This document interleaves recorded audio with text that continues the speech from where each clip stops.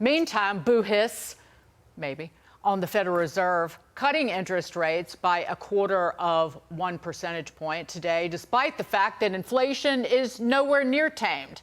And Chairman Jay Powell also defiant in the face of President Trump's big win, saying he's not going anywhere.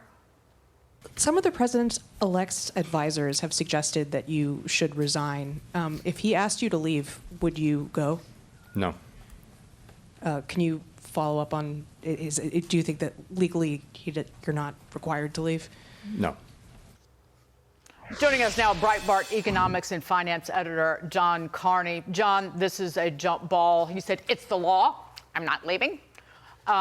He cut interest rates, he and the Fed, by 0.5 percentage point back in September, purely political. Guess what? Mortgage rates and longer-term interest rates have completely shot up. They did it again, juicing asset prices, making the rich richer. He is rich. Look, they shouldn't have cut in September. That was a really irresponsible cut. They definitely shouldn't have cut by 50 basis points. They boxed themselves into having to cut again, even though there's no reason to cut in November. But they really couldn't afford. Imagine the outrage that would have happened if they cut 50 basis points right before the election. Donald Trump gets elected and they say, oh, never mind, we're not cutting anymore.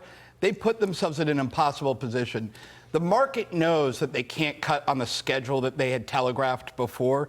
Yesterday, there was a 75% chance that the Fed would cut even more, 50 basis points in December. Now the market says there's no way they're cutting 50 basis points in December. They do think there's going to be another 0.25 point in December, because if they didn't do that, the Fed would have to admit that September was a mistake. They hate admitting that they made a mistake, so they're going to cut one more time in December. But then I think they go on hold because, as you said, inflation is not tamed. The Fed even admitted that in the statement. They used to have a statement in there that said they were confident inflation was coming down to 2%. That came out of the official statement today. They now say the risks to employment and inflation are balanced. That's a way of saying we screwed up. We should have cut. They keep screwing working people. So if we agree they're screwing up, I saw you looking in your crystal ball before you came in here. 0.5 point, 0.25 point. Looking forward, Donald Trump's going to come in, and again, he's going to cut regulation. He's going to try to preserve his tax cuts from 2018. How do you see this playing out, John? So I think what Donald Trump is going to do is come in with a whole big program. One, just by not letting Harris raise the corporate tax level, that was already hurting corporate investment in the United States.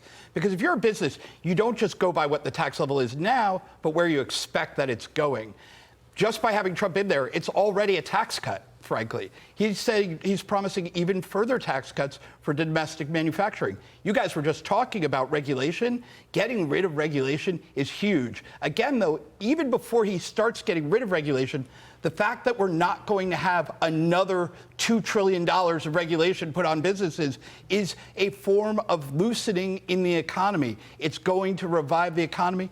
He's also going to start changing bank regulation. These are all things he can do, by the way, except that he needs Congress to do the taxes. But regulation, bank regulation in particular, he can come in and say, I'm going to change this so banks can make the kind of loans we need them to high-tech manufacturers, to oil and gas extraction, to building pipelines. The Biden administration was trying to hurt anybody who had anything to do with fossil fuels. They tried to push banks out of doing that. Donald Trump is going to unleash energy and unleash the banking system into energy again.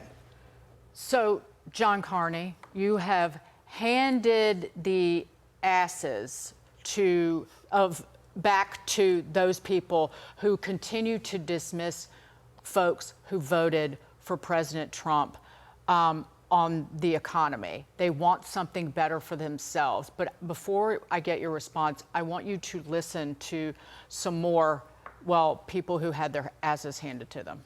Listen. Your pocketbook's bad, not because the Bidens did anything, not because the economy is bad. Your grocery bills are what they are is because the folks that own the groceries are pigs. Yeah. But no one articulated that. Well, yeah. That's what I'm saying. Let's talk about the reasons why gas is high, not because the Bidens didn't try to help, but because the folks who control that decided, I want more money. 3 weeks ago, somebody who was going to be voting for Kamala Harris came up to me and said, oh, my God, Trump's going to win. I go, why is that? He goes, I went to the grocery store. Butter's over $3. The $7. What's that? Butter is $7? Yeah.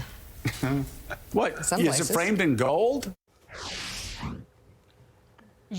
It's hard to think you can't hate them more, but you do somehow. But go ahead, John. They're because completely dismissive. This is why Harris lost. They're completely dismissive of the real economic concerns of Americans. Their idea is that you're just imagining it.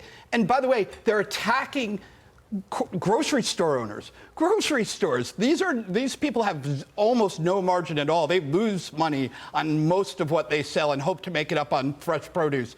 It is a very difficult business to be in. They're attacking American businesses. They're criticizing Americans for being upset about the inflation. That, by the way, Biden absolutely cost through his irresponsible, reckless spending programs. And yet, it's all the American. It's just an illusion. You just imagined it. You crazy people, how dare you be upset that your hamburger costs too much?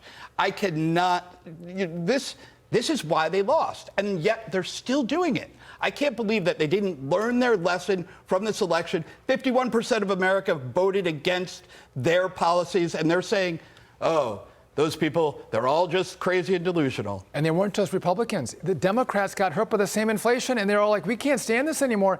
And these people who probably don't shop for their own groceries, they don't drive their own cars, are like, what are you talking about, America? Everything's great. It's like, well, if you listen to them, did your job, you go, no, actually, people are suffering. And either Kamala Harris should change her policy or message, or just see the point they're going to vote for Only Donald Trump. 1/3 of Americans are registered Republicans. You don't win. Yeah. This isn't a Republican movement. When you get 51% of Americans, that means you got independents. That means you got Democrats. Look at how you guys were talking about this at the beginning of the show. Look at how Trump expanded the margins all across in the bluest of states. This was a revolution. These people are trying to fight a rearguard action. They're going to lose this battle, too. They told the American people what they were experiencing and seeing. The hardship that was inflicted upon them intentionally was a mirage. It was a MAGA hallucination. And they sat back and said, OK, I'll wait, and I'm going to give it back to you good and hard, good and hard. John Carney, always good to see you. Thanks for being with us. Yeah, thanks for having me. November 5th, they gave it to him good and hard at the ballot box.